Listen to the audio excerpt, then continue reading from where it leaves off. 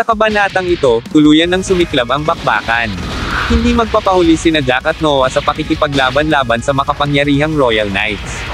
Kung balagbagan ang gusto ng kalaban, handa silang makipagsabayan hanggang sa huli. Ngunit ang tanong, sino nga kaya ang magwawagi sa matinding labanan? Ito ang tatalakayin ko ngayon, kaya kung handa ka na, tara at simulan na natin.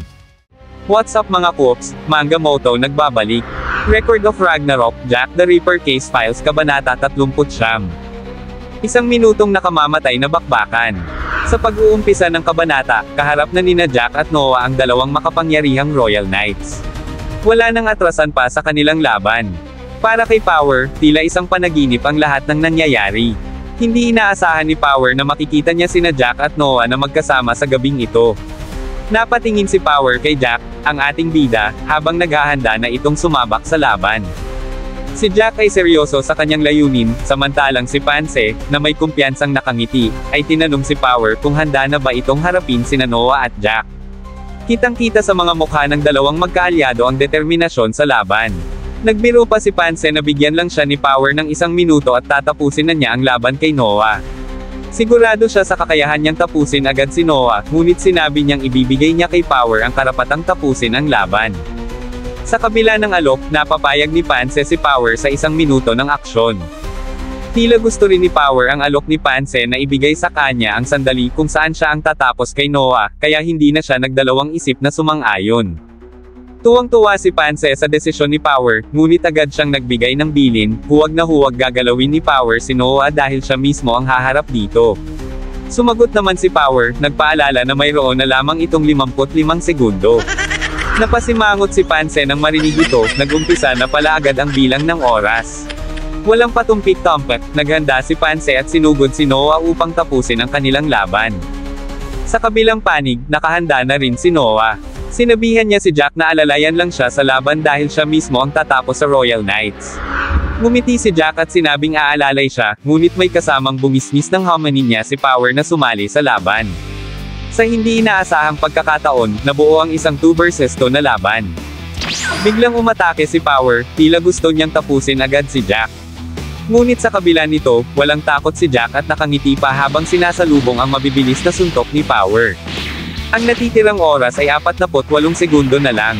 Nagpakawala si Power ng sunod-sunod na malalakas at mabilis na suntok, ngunit nasasabayan ito ni Jack gamit ang kanyang mga punyal. Sabayan na ang laban, walang atrasan. Umuulan ng mabibilis na atake sa magkabilang panig. Sa gitna ng sagupaan, biglang napatigil ang dalawa.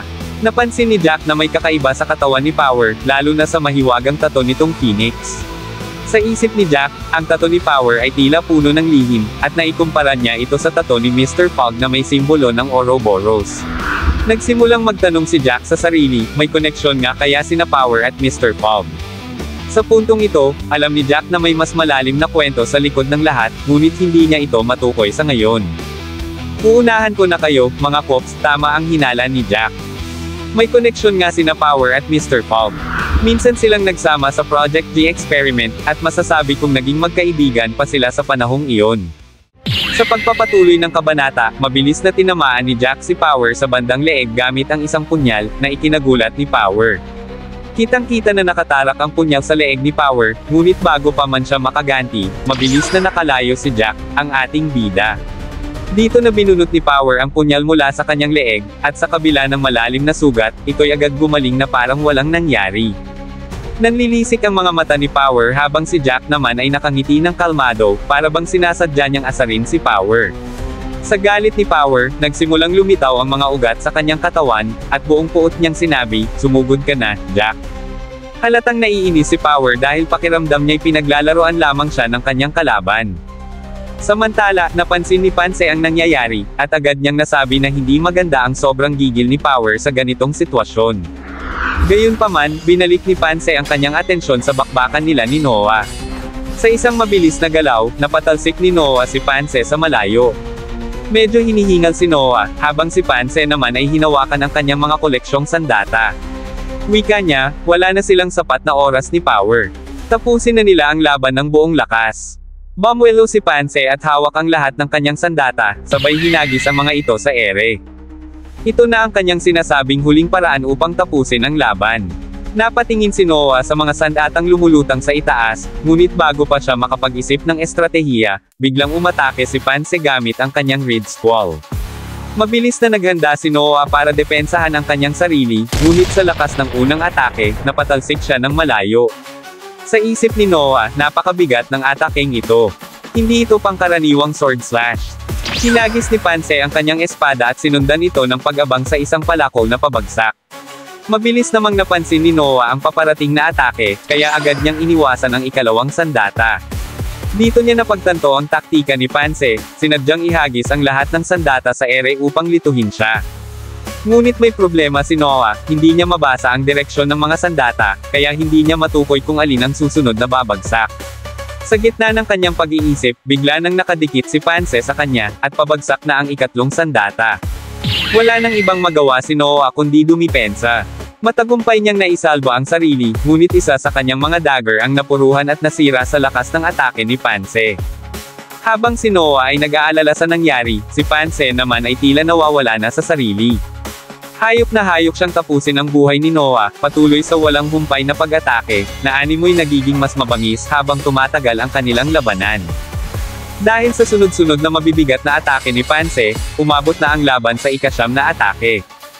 Hindi na may galaw ni Noah ang kanyang mga binti dahil sa tindi ng mga pinsalang tinamon nito mula sa atake ni Pansy. Sa kabila ng hirap, nagawa niyang tumingin sa harapan, kung saan si Pansy ay nakaposisyon para sa isang huling atake. Pabagsak na kay Pansy ang katana ni Mika, na siyang gagamitin niya upang tapusin si Noah.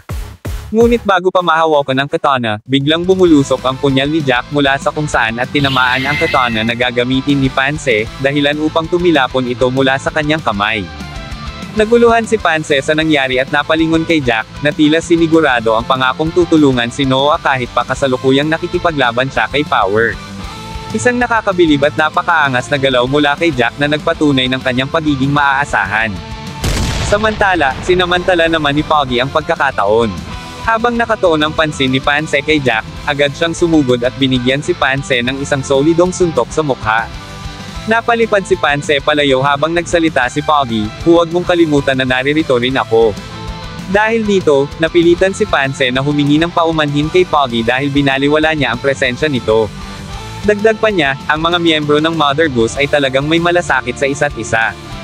Habang dumadahak, gigil na gigil si Pansy. Ayon sa kanya, ang ginawa ni Poggy na pagsingit sa laban ay isang pandaraya. Mukhang si Poggy na ngayon ang magiging pangunahing target ni Pansy. Samantala, sa kabilang bahagi ng laban, muling bumalik ang eksena kina Power at Jack.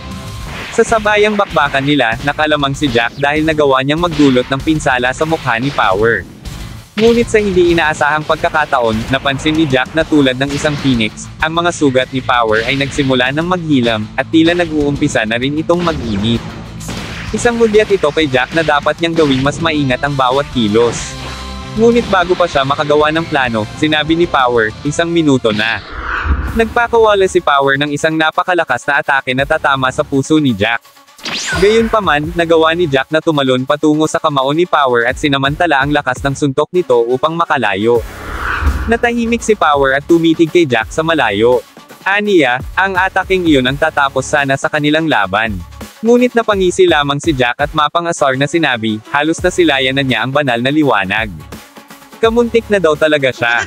Hindi na pinatulan ni Power ang panunuyan ni Jack. Tumalikod na siya at sinabihan si Pansy na, tapos na ang 1 minuto, wika ni Power. Bagamat ayaw pa ni Pansy umalis, napilitan siyang sumunod kay Power. Habang naglalakad palayo, napansin ni Jack na kahit tago ang kanilang lokasyon, mukhang paparating na ang mga pulis.